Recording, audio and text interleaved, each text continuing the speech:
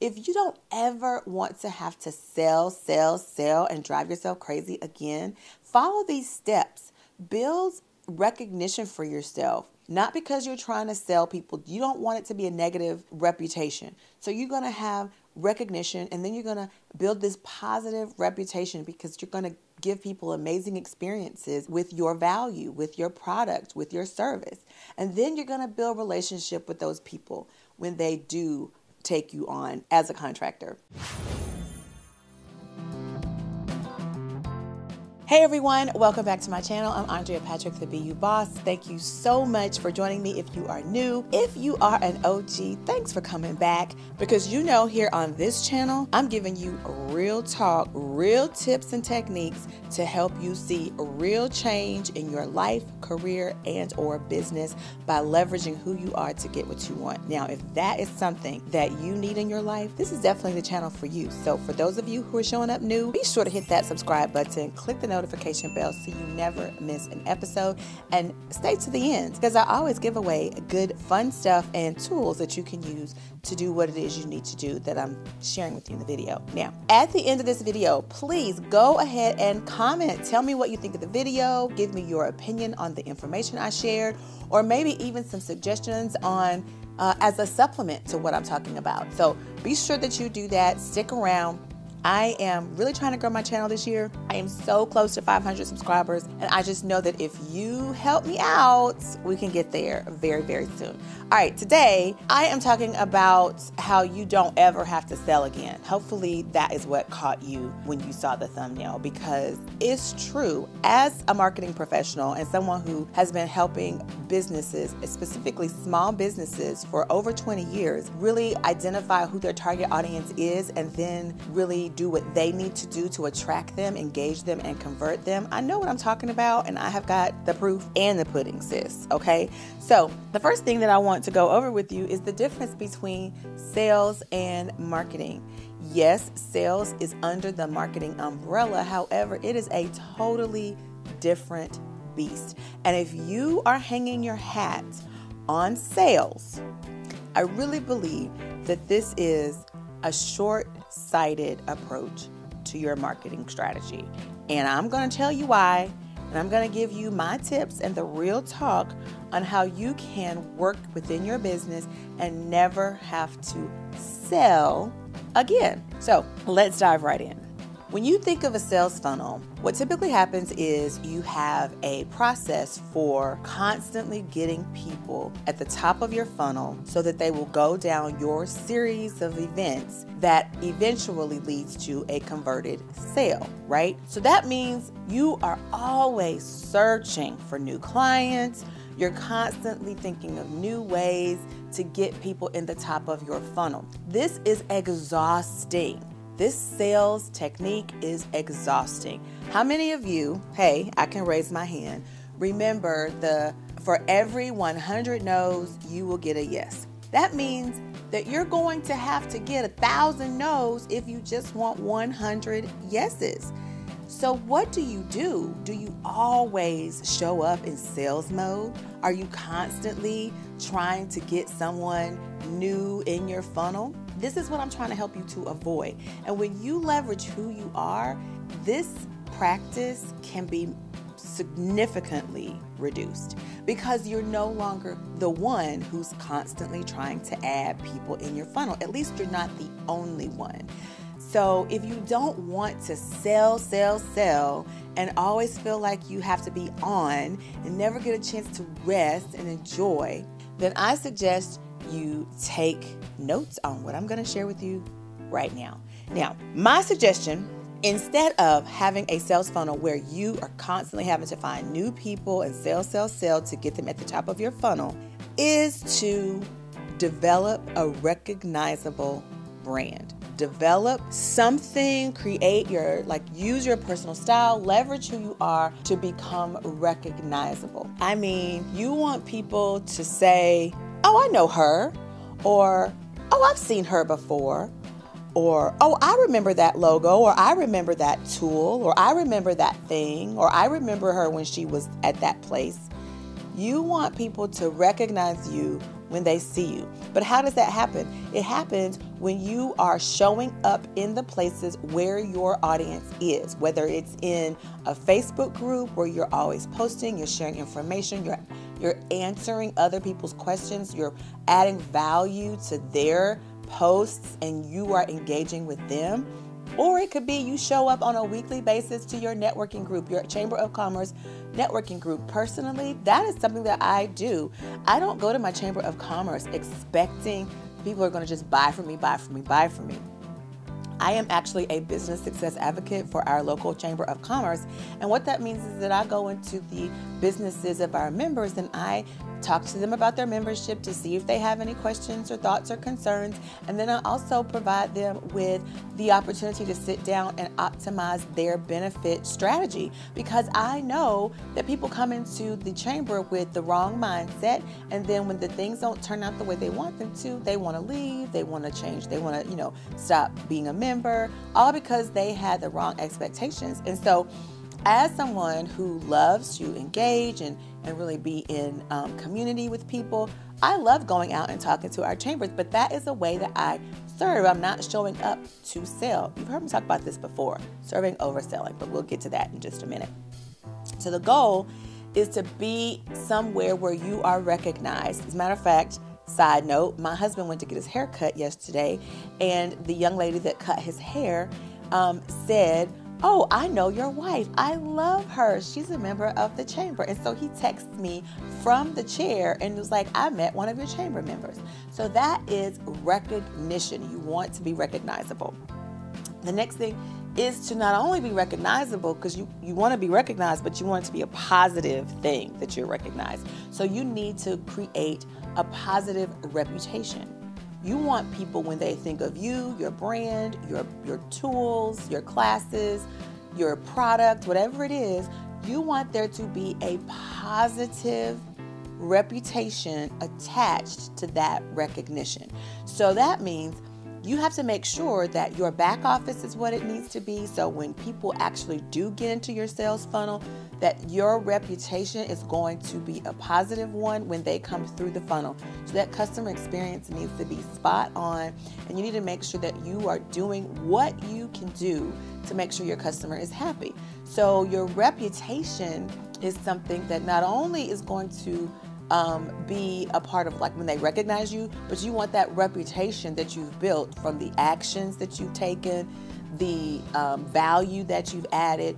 You want it to be a positive reputation. And when people recognize you, they have nice things to say. And that's going to come in handy here in just a minute when we get to the bottom of this video, when I get to the end and my final tip for you.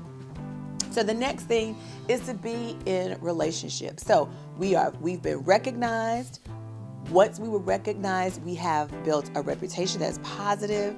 And now we are building relationship because we're seeing these people on a regular basis, right? We're showing up, we're doing the thing, people are seeing us, they're recognizing us, we're building a reputation of excellence, and now we're building relationships with those people.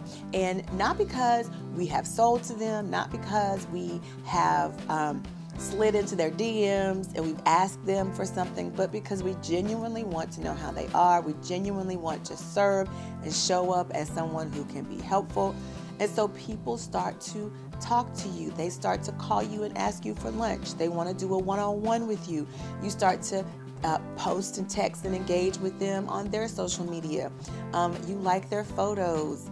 You invite them to different things that you're doing that, that make them feel like you are building a relationship with them. Why is this important?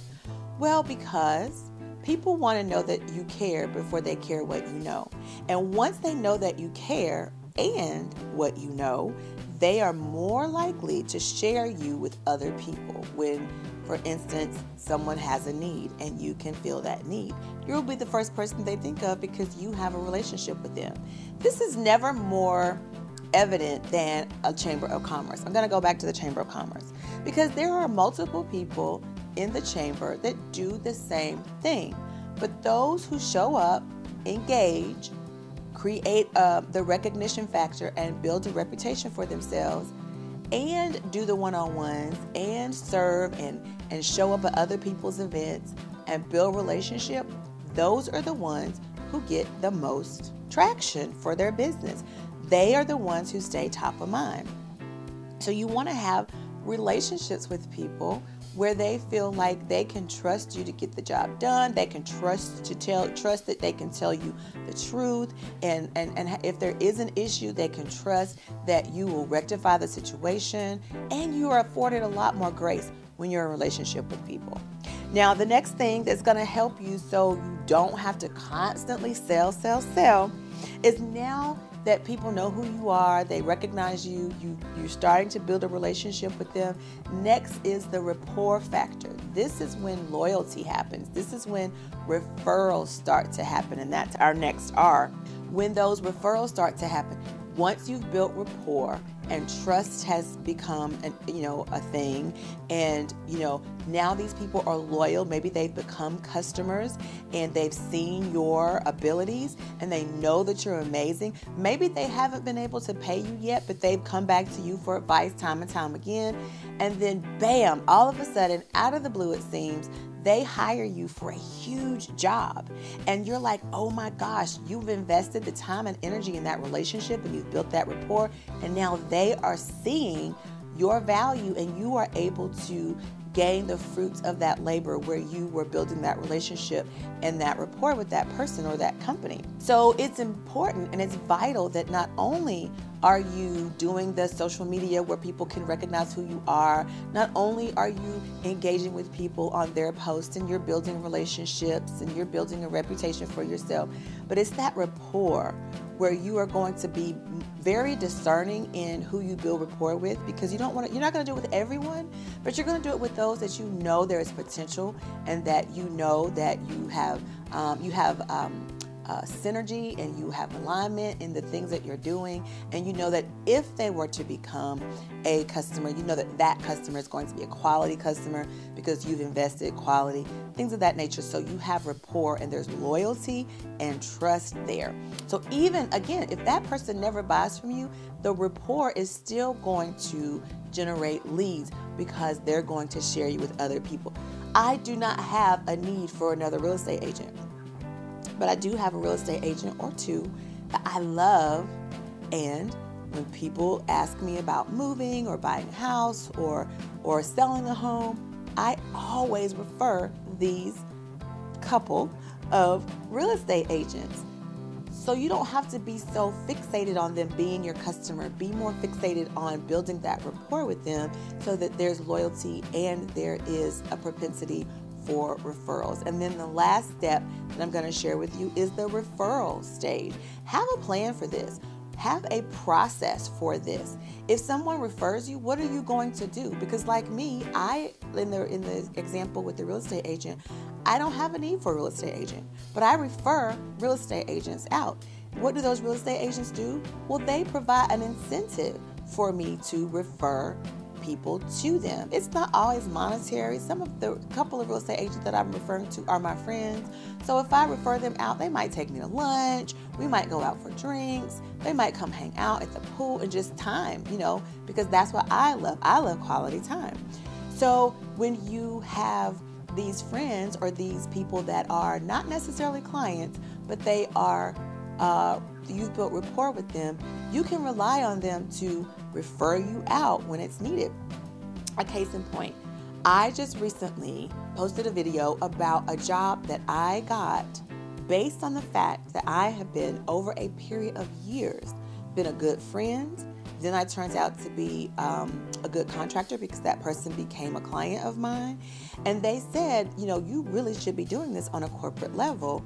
But she was not in a position to give me a job on a corporate level. It was just individual, one-on-one coaching. And then when she was in a position and she needed a leadership coach, she called me. And her words were, I'm finally in a position to help you become more corporate, more, to build out your leadership program on a broader scale. And I wanted to do that. And so that's what she did. that was because we have rapport. And I have invested in her and she's invested in me, but there was a positive experience. That customer experience was a positive one. So she referred me. She gave me the opportunity. And so if you don't ever want to have to sell and drive yourself crazy again, follow these steps. Build recognition for yourself. Not because you're trying to sell people. You don't want it to be a negative reputation. So you're going to have recognition, and then you're going to build this positive reputation because you're going to give people amazing experiences with your value, with your product, with your service. And then you're going to build relationship with those people when they do take you on as a client. I mean, not a client, I'm sorry, as a contractor. You're going to build a relationship with them, provide them with amazing value to the point that they become close and you've built rapport with them. So now not only are they going to refer out, but you can scale with them as well, because depending on what you're doing with them, you may have a need, they may have another need for a service or a product that you sell, and you can upsell them. And they're going to trust you. They're already with you. You've already provided amazing customer experience for them. So not only did they buy from you once, but if the cards are played right, they'll buy from you again, and they'll refer you time and time again. And if you repeat this process, you will consistently start getting referrals, and the people that you've helped that have had positive customer experiences with you, they will become the ones that fill your funnel. They will be the ones that send you leads and refer people or repurchase from you themselves. And you do that, instead of it being 100 no's gets you that one yes, 100 people that you've provided, that you've become recognizable to, built a reputation on with, and become joined in a relationship and built rapport with, those people, those 100 people are going to yield you exponentially more brand business, more business than you can do on your own in a lifetime. So I hope that these tips have helped you. I know that it's difficult to put yourself out there sometimes. It's so easy to get caught up in what everyone else is doing in the industries. But let me tell you, inside my program, Project CEO, the whole goal is to help you identify your unique value proposition and then teach you how to leverage that to get the things that you want. It is so interesting to me that so many people don't know how to be authentic, and they allow other people's expectations, and they allow themselves and their boundaries to be, just trampled on over time. And then there's stress, there's overwhelm, there's anxiety, there's limiting beliefs, there's negative self-talk, all of the things, imposter syndrome, that happen when you are unable to be unapologetically you. So if you're struggling with any of these things and you want to create a process for utilizing these 5 steps that I just shared with you, oh, you know what? There's a bonus. I forgot. The bonus is review, because you're going to have these relationships and rapport, and you want to check in. You want to review with these people that you've built these relationships with. How are you doing? Is there anything that I can help you with? Are there any suggestions that you can make? You're going to have customer appreciation time. You're going to review that, and you're going to really add even more value. Do things to appreciate the people who've invested in you. It could be an end of the year party. It could be a brunch that you host. It could be that you just send off little gifts and you just send thank you cards on occasion, or you do birthday cards. But you want to review what you're doing for your core people, the people who have invested in you, who've built relationship and rapport with you, and who are helping you to fill your funnel. You want to make sure you do that as well. All right, so I actually gave you 6 steps, and I hope that you've enjoyed them. I hope that they're helpful, and I hope that you use them so that you never have to feel that pressure of being the only one filling your funnel moving forward. Now, I asked you at the beginning of this video, please subscribe if you have not. Click the notification bell so you never miss an episode. Give this video a big thumbs up. And lastly, but not leastly, leave a comment and tell me what you think about never having to sell like that again and be the only one filling your funnel. If you know someone like this that's struggling and feels like they're always on the go, always running, then share this video with them so that they can take heed to these 5 steps, 6 steps as well. Thank you again for watching, and I'll see you again next week. Bye, guys.